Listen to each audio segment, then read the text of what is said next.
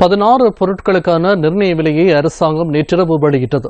எனினும் சீனி, கடலை மற்றும் நெத்தலி ஆகியவற்றை நிர்ணய விலைக்கு விற்பனை செய்ய முடியாது என அத்தியாவசிய உணவுப் பொருட்கள் இறக்குமதியாளர்கள் மற்றும் வர்த்தக சங்கத்தினர் கூறுகின்றனர்.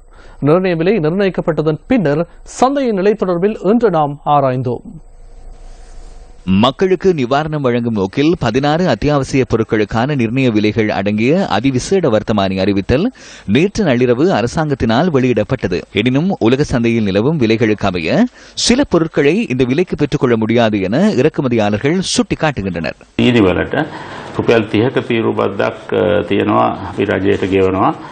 சீனிக்காக 30 ரூபாய் தீர்வை வரியை நாம் அரசாங்கத்துக்கு செலுத்துகிறோம். 25,000 தொன் சீனியை இறக்குமதியாளர்கள் தற்போது இறக்குமதி செய்துள்ளனர். குறைந்தளவு 750 மில்லியன் இதற்காக செலுத்தி இருப்பார்கள். அதனை 95 ரூபாவுக்கு விற்பனை செய்தால் நட்டம் ஏற்படும். தீர்வை வரி இல்லாவிடின் தற்போதைய நிலைக்கு நுகர்வோருக்கு வழங்க முடியும். கடலைக்கு 260 ரூபாய் நிர்ணய விலை விதிக்கப்பட்டுள்ளது. 260 ரூபாவுக்கு உலக சந்தையில் மொத்த விலைக்கேனும் கொள்வனவு செய்ய வேண்டும். இந்த நட்டத்துக்கு அரசாங்கம் ஏதேனும் நிவாரணம் வழங்கும் என நாம் எண்ணுகிறோம்.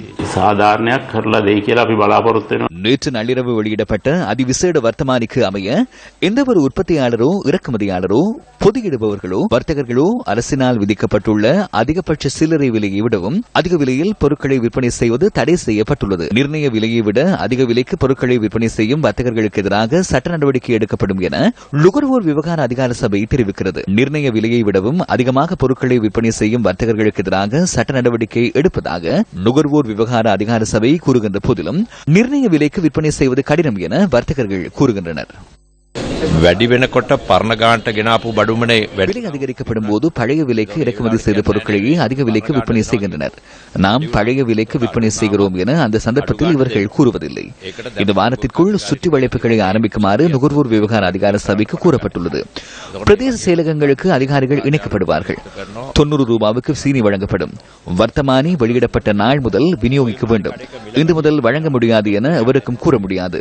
ஏதேனும் ஒரு கடையில் விலை அதிகமாக அறவிடப்பட்டால் நுகர்வோர் அதிகார சபை மற்றும் மாவட்ட செயலகத்திற்கு சென்று முறையிட வேண்டும்.